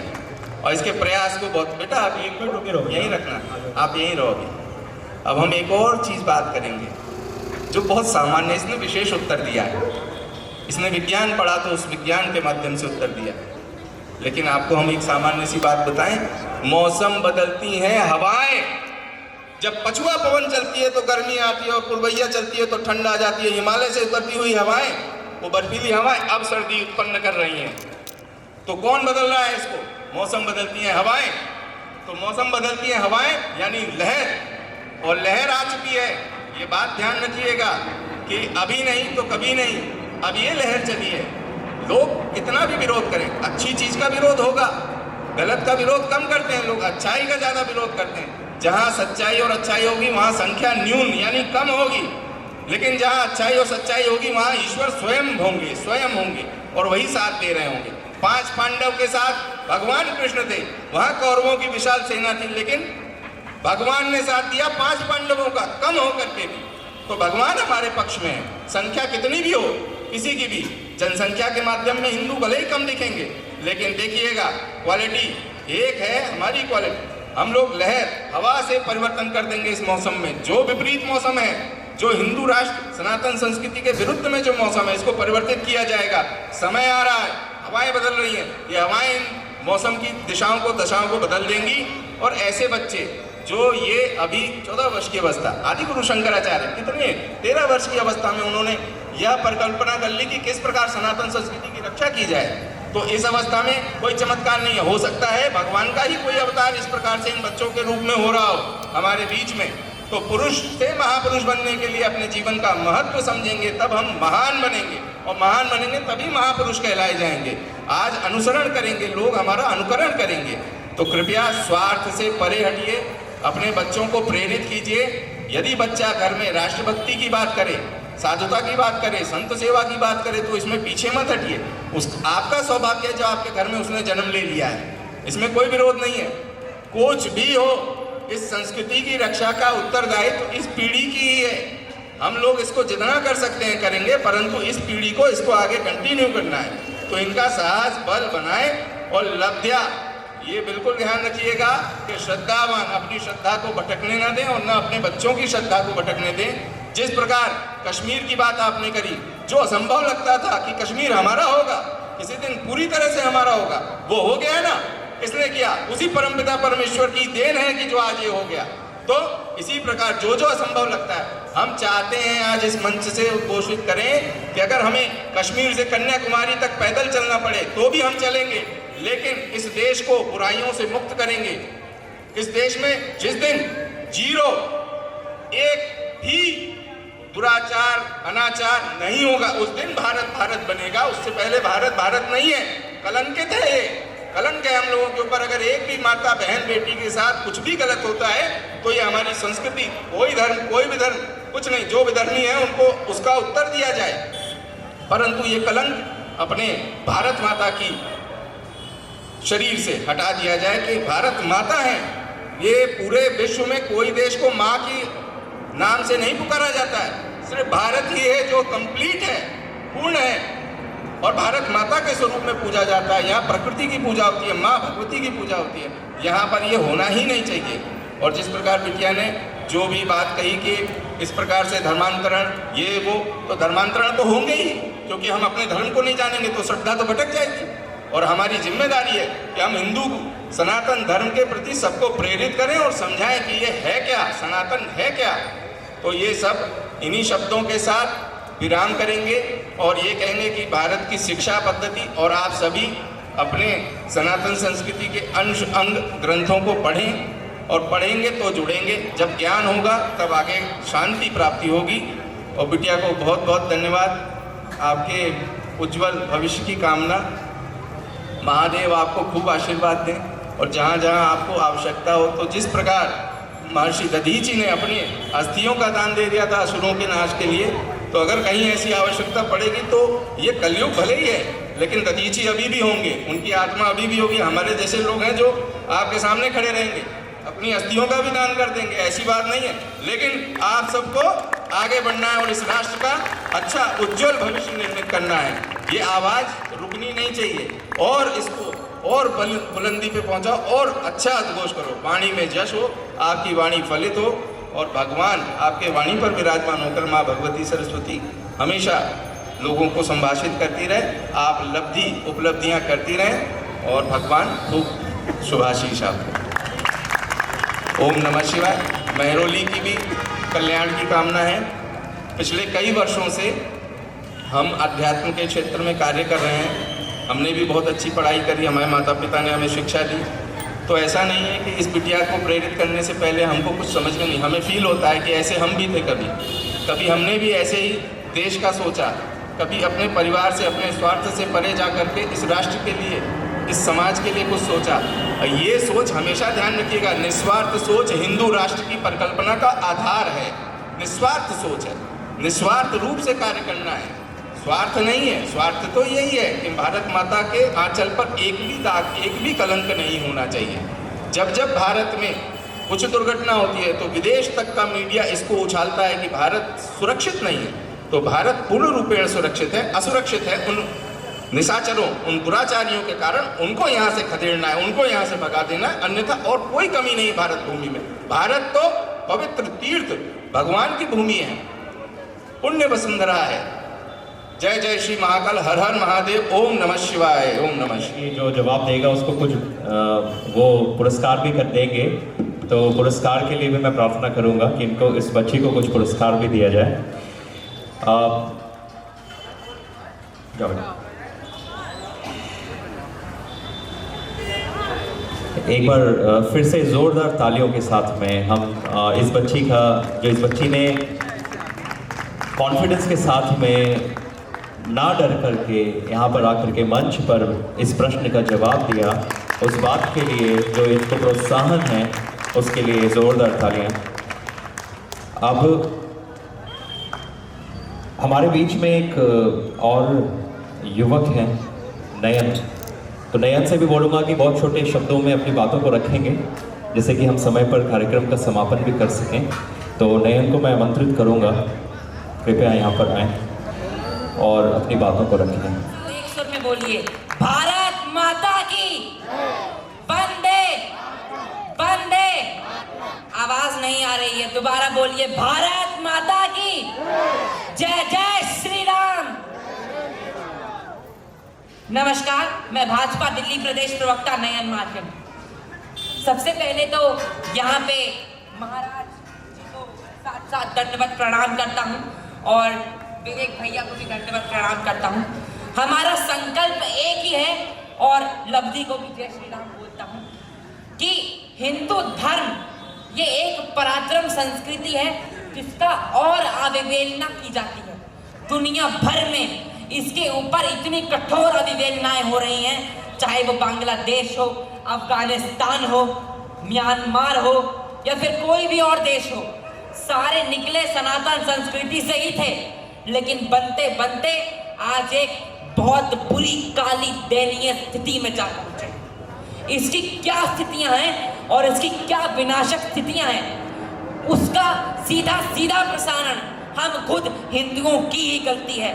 क्योंकि हिंदुओं ने, हमारी संस्कृति ने श्रीमद् भागवत कथा आज उठा के देख लीजिए किसी बच्चे को, अगर उसे पूछ लीजिए श्रीमद् भागवत कथा का कोई श्लोक पता होगा तो नहीं, वो पढ़ता होगा नहीं, वो गेम खेलता होगा फ्री फायर, वो चलाता होगा इंस्टाग्राम और वो खेलता होगा पबजी, लेकिन उसे श्रीमद् भागवत कथा के बारे में, रामायण के बारे में, महाभारत के बारे में नहीं पता होगा।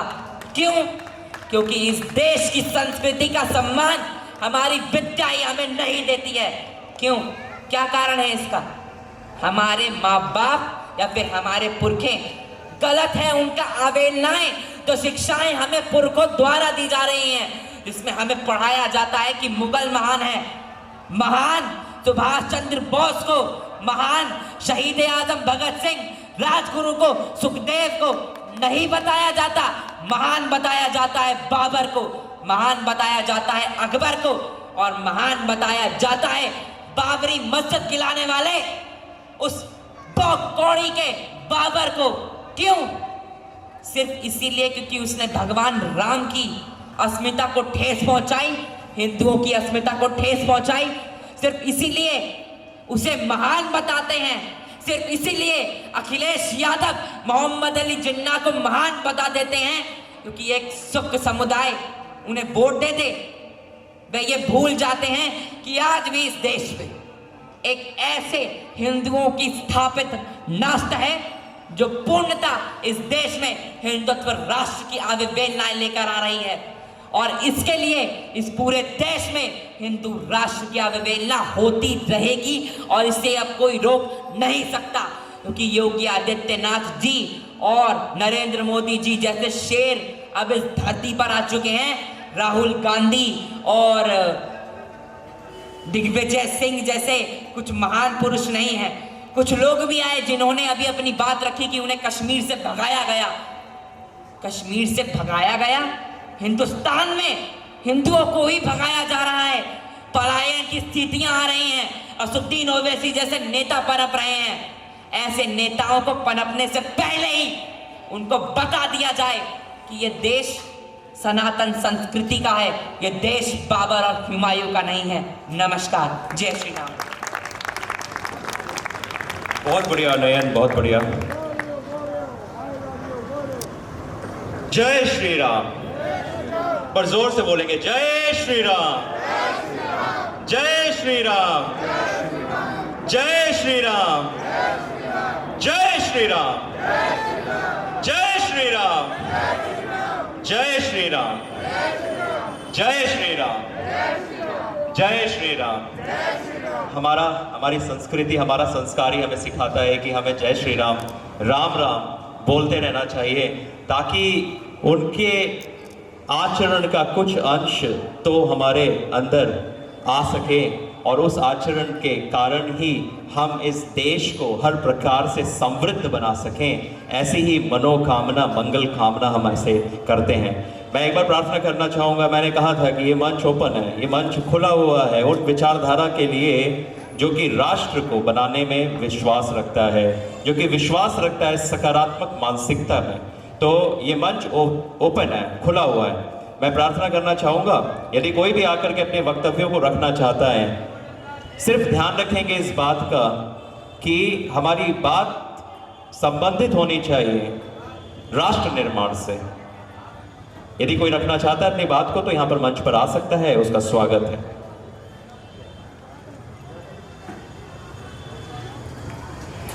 इस चीज को ही इंप्रूव करना है।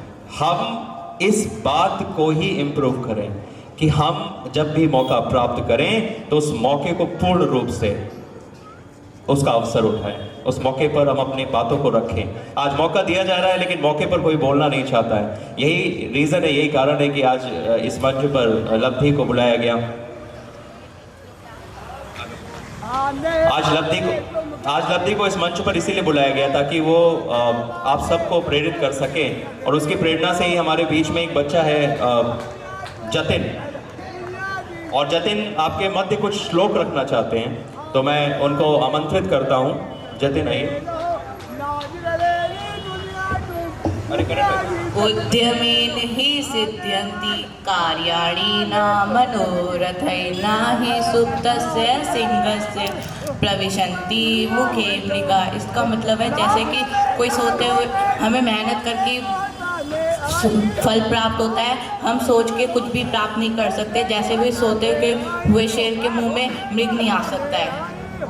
पुस्तके पठेताः पाठः जीवने नैव साधिता किं भवेत् तेन पाठेन जीवने यो न सार्थकः। इस श्लोक का मतलब है जैसे कि हम पुस्तक को पढ़ते हैं, उसे समझ लेते हैं, पर इसका कोई मूल्य नहीं है अगर हम उन्हें अपने जीवन में न उतारें। अगर हम उन्हें अपने जीवन में उतार लेंगे तो हम सार्थक बन जाएंगे। ना चोरहार्यम ना राजहार्यम ना चा भ्रातभाज्यम ना चा बालकारी विद्य कीर्ते वर्धन विद्यानम सर्वधन प्रधानम। इस श्लोक का मतलब है विद्या ही एक ऐसी चीज़ और संस्कार जिसे ना चोर चुरा सकता है, ना राजा छीन सकता है, ना भाई बांट सकते हैं, ना भारी होती है। हमें इनको अपने जीवन में उतारना चाहिए। Thank you. बहुत बढ़िया जतिन एक मिनट मंच पर वापस आ जाओ। मैं महाराज जी से प्रार्थना करूंगा कि इसे भी अपना आशीर्वाद दें।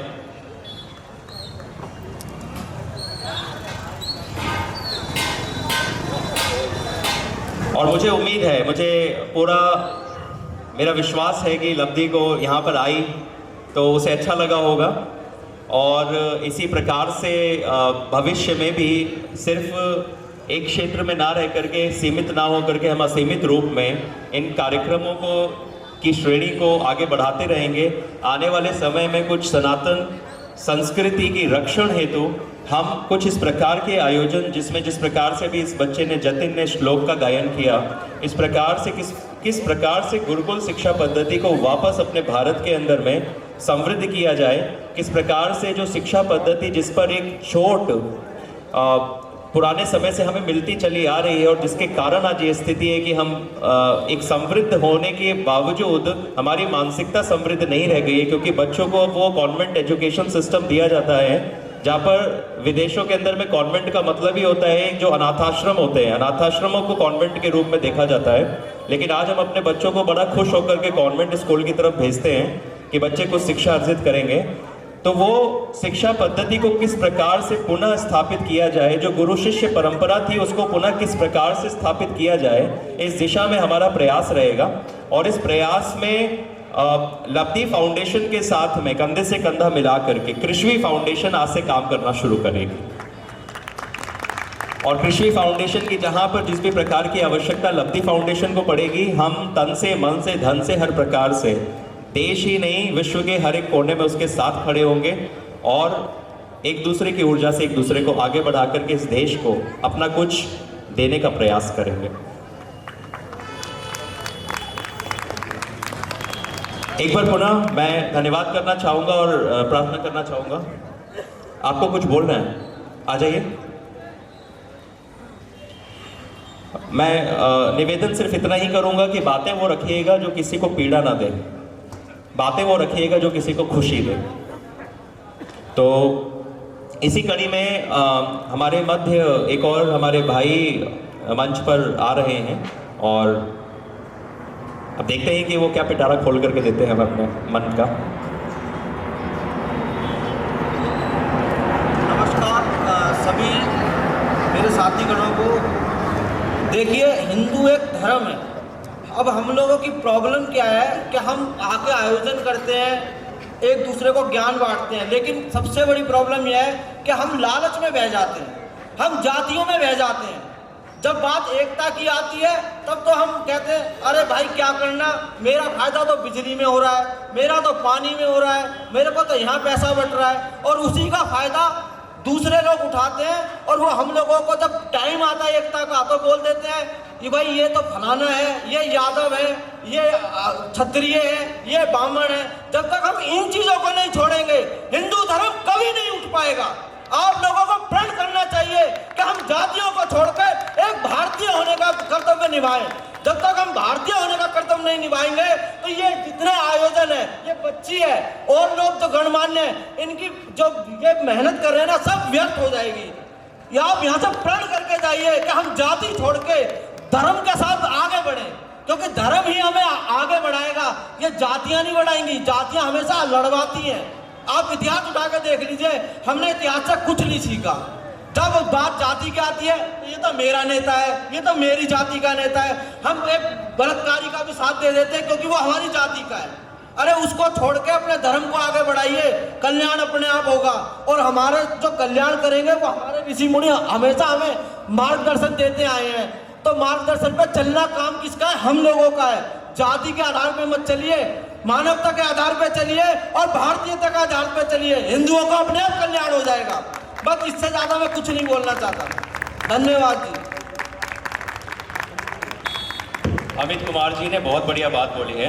मैं महाराज जी से प्रार्थना करूंगा कि इन्हें भी अपना आशीर्वाद दें।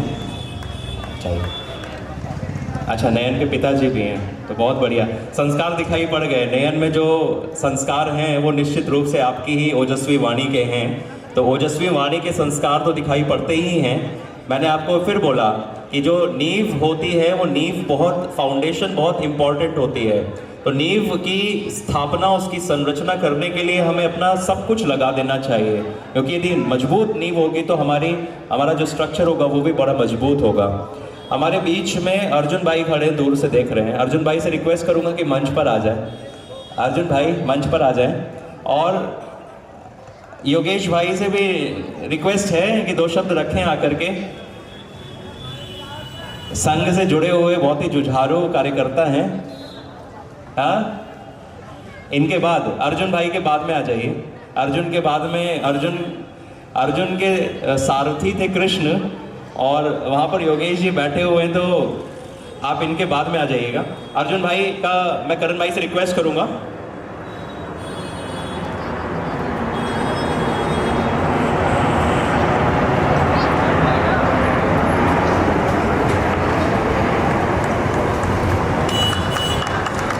अर्जुन भाई से भी रिक्वेस्ट करूँगा कि 2 शब्द जरूर रखें यहाँ पर आकर के। मंच पर आसीन हमारे बड़े प्रेरणा स्रोत गुरुजी और हमारी छोटी बहन लब्धि, जो कितनी न जाने कितनी लड़कियों की प्रेरणा स्रोत आज बनकर यहाँ से महरौली की पावन धरा से जाएंगी, मैं उन सभी का महरौली आगमन पर हार्दिक स्वागत करता हूँ। और महरौली की जितनी भी हमारी बहनें हैं उन सबसे यही आग्रह करता हूँ कि हमारी बहन लब्धि को अपना प्रेरणा स्रोत मानते हुए निरंतर देश हित में, देश के विकास में अपना योगदान दें और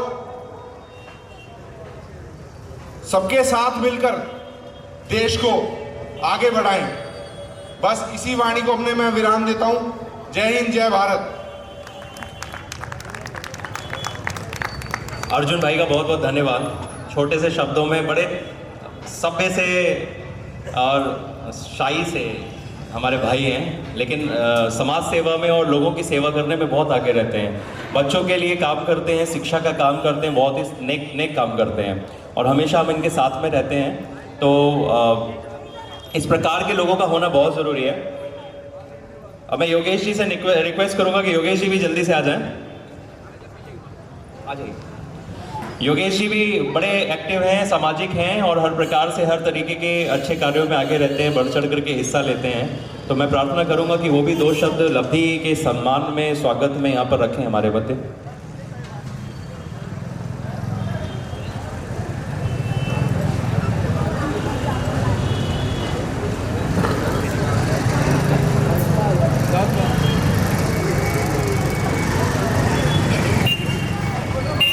मंच पर आसीन महाराज जी, बिटिया लब्धि और मेरी आवाज़ जो भी सुन रहे हैं उन सब लोगों को मैं लंबा भाषण दे दूंगा। उनसे तो धन्यवाद करूँगा महाराज जी को कि आज क्षेत्र में आए हैं और एक प्रेरणा स्रोत बिटिया को लेके आए हैं। पर मैं आप सब लोगों को जो महरौली के स्थानीय निवासी हैं, आप सबसे निवेदन कर रहा हूँ, आप सोचिए एक नौजवान बालक ने, जोशी जी हमारे बीच में हैं, इतनी बड़ी हिम्मत का काम किया है, एक अच्छे विषय को लेकर सार्वजनिक स्थान पर इतना बड़ा आयोजन किया है, इतना बड़ा खर्चा, इतनी बड़ी मेहनत, इतना प्रचार किया है। हम जो महरौली के स्थानीय निवासी हैं, एक बार अपने गिरेबान में झांकिए कि हम इस नौजवान का हौसला बढ़ाने के लिए, हिम्मत बढ़ाने के लिए अपने कीमती समय में से 1 घंटा निकाल कर इन कुर्सियों को भरने के लिए भी प्रयास नहीं कर सकते। मैं बोलने की बिल्कुल मानसिकता में नहीं था। आने के बाद जब मैंने देखा एक नौजवान, देखिए सोचिए, जोशी देखो, इनको देखिए उम्र कितनी है, इन्हें चुनाव लड़ना है क्या, कोई लंबा चौड़ा व्यापार करना है, लेकिन उसके बावजूद भी देश के लिए, राष्ट्र के लिए, अपने धर्म के लिए और यहाँ के जो युवा हैं उनको कोई योग्य प्रेरणा मिले, इस बात के लिए इतना आयोजन किया। और हम सोचे महरौली के लोग, हमारा क्या सहयोग है इस व्यक्ति के साथ, क्यों कोई कल का व्यक्ति प्रयास करके अच्छे काम के लिए समाज में अपना योगदान देगा, अपना तन मन धन क्यों खर्च करेगा। और इसको मैं जोड़ रहा हूँ इस विषय के साथ, राष्ट्रवाद के साथ। छोटी छोटी ईंटों से मकान बनता है और छोटे छोटे क्षेत्रों को जोड़ करके ही राज्य और उसका देश बनता है। हम अपने क्षेत्र में देखें, हमारे इस निष्क्रिय व्यवहार के कारण अपने क्षेत्र की स्थिति देखिए, अपने गली मोहल्लों को देखिए, अपने के स्कूलों को देखिए, अपने यहाँ के पार्कों को देखिए, अपनी जनव्यवस्था को देखिए। अब जहाँ आप खड़े हैं, ये थाने के सामने का क्षेत्र है और यहाँ ट्रैफिक की व्यवस्था देखिए, कैसे ऑटो खड़े हैं। हम सब इस बात को झेल इसलिए रहे हैं क्योंकि हम कुछ करना नहीं चाहते और कोई करे तो उसका सहयोग नहीं करना चाहते। दूर जाने की आवश्यकता नहीं। मैंने आपका उदाहरण आपके सामने दिखाया है। क्या यह व्यवस्था नहीं बन सकती? जिस तरह ऑटो खड़े, जिस तरह पार्किंग की व्यवस्था हो नहीं सकती क्या? अपने प्राइमरी स्कूल देखिए, अपने हाई सेकेंडरी स्कूल देखिए, आसपास के पार्कों की हालत देखिए, सड़कों, गलियों, नालियों की हालत देखिए, अब कैसी स्थिति है। अगर महरौली के 5 कोनों पर आप जाएंगे तो गंदगी, आडंबर मिलेंगे भरे हुए आपको। पर वो क्यों हैं? इसलिए नहीं कि वो लोग निष्क्रिय हैं, हम निष्क्रिय हैं। उन सबको मैं कह रहा हूँ, जहाँ तक भी आवाज़ जा रही है, जो सुन सकते हैं, और समझने की जरा भी मानसिकता रखते हैं। हम निष्क्रिय हैं, इसलिए हमारे साथ ये ज्यादतियां हो रही हैं और कर हम सकते नहीं। कोई कर रहा है, उसके सहयोग के लिए हम नहीं खड़े हो सकते। क्या करना था हम सबको? इतने बड़ा आयोजन में इतना प्रयास, एक नौजवान व्यक्ति ने पहली बार प्रयास किया है, किसी को बाहर से बुलाया है, महाराज जी को समय निकलवाया, उनका कीमती समय। हम इतना नहीं कर सकते कि आकर सिर्फ यहाँ कुर्सी पर आके बैठ के सुन के चले जाएं। किसी अच्छी बात हो तो तालियां बजा दें ताकि जिसने कार्यक्रम किया उसको हौसला बढ़ जाए। अगर इतना भी हम नहीं कर सकते तो एक बार विचार कीजिए, हम सांस लेने वाले जीवित प्राणी हैं या चलते फिरते मुर्दे हैं? और अगर चलते फिरते मुर्दे रहेंगे तो मानिए कि जो ये ऐतिहासिक शहर नगर महरौली, जहाँ के बारे में इतिहास में क्या क्या लिखा गया है, आज इसकी जो स्थिति, जो गत है, इससे बुरी स्थितियों में पहुँचने वाले हैं और जिम्मेदार कोई और नहीं होगा, हम स्वयं जिम्मेदार होंगे। गलत व्यक्ति तभी जीतता है, गलत व्यक्ति तभी आगे बढ़ता है जो ठीक लोग चुप बैठते हैं। इसलिए मेरा ऊपर आने का, मंच पर आने का सिर्फ इतना ही निवेदन था आप सबसे, कृपया आपके आसपास, आपके क्षेत्र में, आपके संपर्क में कहीं भी कोई भी व्यक्ति कुछ भी सकारात्मक अच्छा काम कर रहा हो, आपसे जितना सहयोग बन पड़े आप उतना सहयोग कीजिए। पर अगर सहयोग नहीं करेंगे तो निश्चित मानिए देर से ही सही परिणाम हमें ही भुगतना है। एक पंक्ति कह के खत्म कर सकता हूँ अपनी बात, धर्मो रक्षित रक्षितम। जो लोग धर्म की रक्षा करते हैं, धर्म उनकी रक्षा करता है। ठीक इसी तरह जो लोग अपने आसपास क्षेत्र में अच्छे काम करने वाले नौजवानों की सहयोग करता है, उनकी शक्ति बनता है, उसी क्षेत्र में नई प्रतिभाएं उभरती हैं, उसी क्षेत्र में सब तरह का सकारात्मक वातावरण बनता है। अगर हम सही लोगों को सहयोग नहीं कर पाएंगे तो निश्चित मानिए हमारा भविष्य बहुत उज्जवल नहीं होगा। और अभी मैं आपसे निवेदन करता हूं, जहां भी कोई मेरी आवाज़ सुन रहे हों, आज नहीं कल किसी भी कारण से, जो जोशी जी एक फाउंडेशन भी चलाते हैं, उसके माध्यम से जो सामाजिक काम करते हैं, उसमें आप जितना संभव हो अपना सहयोग कीजिए। तन मन धन किसी प्रकार का आपका सहयोग कल आपके क्षेत्र के लिए, आपके बच्चों के लिए अच्छा वातावरण तैयार करेगा, अच्छा क्षेत्र तैयार करेगा। इतना मेरा निवेदन है। सामने भट्ट जी भी हमारे बीच में है, एक बहुत अच्छा कार्यक्रम है, भी करते हैं काम, पर जहां भी जो भी अच्छा काम करे उनका सहयोग करें, इतना ही मेरा निवेदन है। धन्यवाद। बहुत बहुत धन्यवाद योगेश भाई, आपके सभी शब्द मेरे लिए प्रेरणादायी हैं। लास्ट में लक्ष्य भाई आपके सामने कुछ बातें रखना चाहेंगे, लेकिन लक्ष्य भाई के क्लोजिंग स्टेटमेंट से पहले मैं लब्धि को एक बार पुनः आमंत्रित करना चाहूँगा। लब्धि के मन की कुछ बात है जो वो हम सबके बीच में रखना चाहते हैं, तो लब्धि का एक बार पुनः स्वागत है माइक के ऊपर में।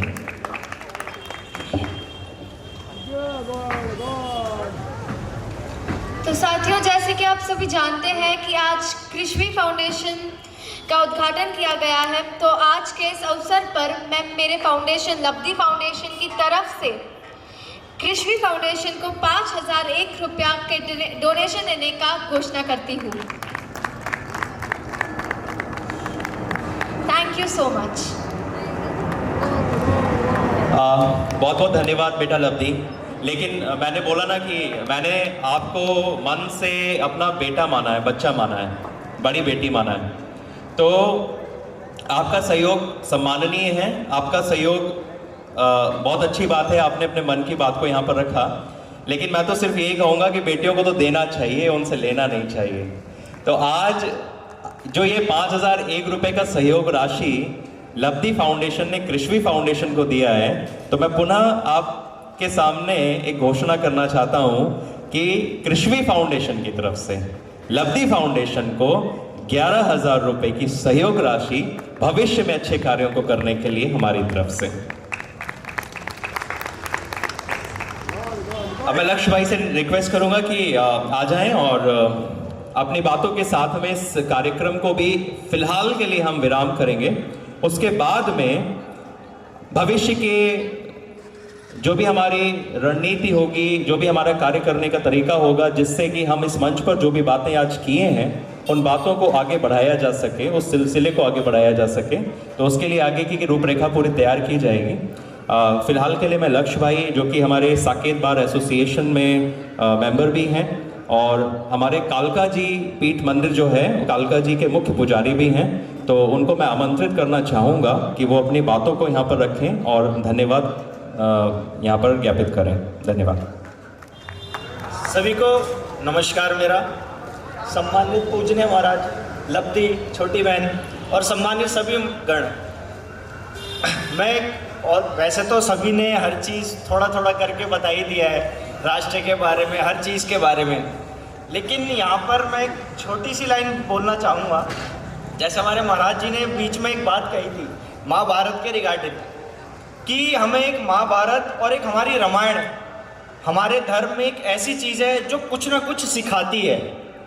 जैसे कि जीवन एक महाभारत है, हमें कर्ण जैसे मित्र भी चुनने पड़ते हैं। जैसे कि मैं देख रहा हूँ यहाँ पे एक दो छोटे बच्चे बैठे हैं, मैं बहुत देर से नोटिस कर रहा था कि वो भी शायद कुछ कहना चाहते हैं, लेकिन उसमें एक मार्गदर्शक भी होता है। जैसे हमारे महाभारत में हमारे भगवान श्री कृष्ण थे अर्जुन के, उन्होंने कौरवों को भी मार्गदर्शन करना सिखाया, लेकिन शायद किसी वजह से वो नहीं मान पाए। और हमको सर्वश्रेष्ठ एक अर्जुन की तरह बनना चाहिए। और ये कार्यक्रम एक हम बच्चों के लिए था जो हमने पुनः किया, तो आगे भी ऐसा होता रहेगा हमारी फाउंडेशन के थ्रू। बस मैं इतना ही कहूँगा, बाकी विराम देते हैं इस कार्यक्रम को। धन्यवाद। सभी हमारे जो वॉलंटियर्स इस कार्यक्रम को सजाने में मेहनत कर रहे थे, उन सबसे रिक्वेस्ट करूंगा कि मंच की तरफ आ जाएंगे। और दीप भाई, कुछ बाइट्स लेनी है आपको, तो मीडिया के जो भी भाई हमारे यहाँ पर हैं वो बाइट्स ले लेंगे आकर के। और जो वॉलंटियर्स हैं वो मंच की तरफ आ जाएंगे, ग्रुप फोटो करेंगे। ग्रुप फोटो करने के बाद में फिर हम अपने घर की तरफ प्रस्थान करेंगे दिल्ली पुलिस के। और मैं SHO साहब का भी धन्यवाद करना चाहूँगा कि उनकी वजह से ये कार्यक्रम संपन्न हो पाया है। और जितने भी लोग पीछे हमारे भाई खड़े हुए थे पुलिस के, मैं उन सभी को धन्यवाद करना चाहूँगा। राष्ट्रीय अनंत महायोग पीठ के तरफ से, इति समाधानम फाउंडेशन की तरफ से, लब्धि फाउंडेशन की तरफ से और कृष्वी फाउंडेशन की तरफ से। और यदि कुछ गलत कह दिया हो कहीं पर तो उसके लिए हाथ जोड़ करके क्षमा भी चाहूँगा। उनको भी धन्यवाद करना चाहूँगा। उनकी मौजूदगी यहाँ पर नहीं है, लेकिन उनके जो ऊर्जा है वो हमको यहाँ पर ऊर्जावान बना रही है, तो उनको सभी को धन्यवाद करना चाहूँगा मैं यहाँ से, इस मंच से। और हमारे कुछ मीडिया के बंधु आए हुए हैं, तो उनसे भी रिक्वेस्ट करूँगा कि वो जल्द से जल्द अपना बाइट ले लेंगे। और ग्रुप फोटो के लिए नीचे आ जाइए बेटा, कुछ बच्चे नीचे आ जाइए। और जिसको भी ग्रुप फोटो में कुछ है, तभी हमने इसको यहाँ पर लेकर के आए हैं, तो उसके लिए एक बार पुनः धन्यवाद। Lovely, thank you so much once again for coming. और मैं मुख्य रूप से आपके भाई को भी धन्यवाद करना चाहूँगा कि जिनके वजह से ये संपन्न हो पाया, संभव हो पाया, और इस प्रकार से हम लोग मिलते रहेंगे। धन्यवाद।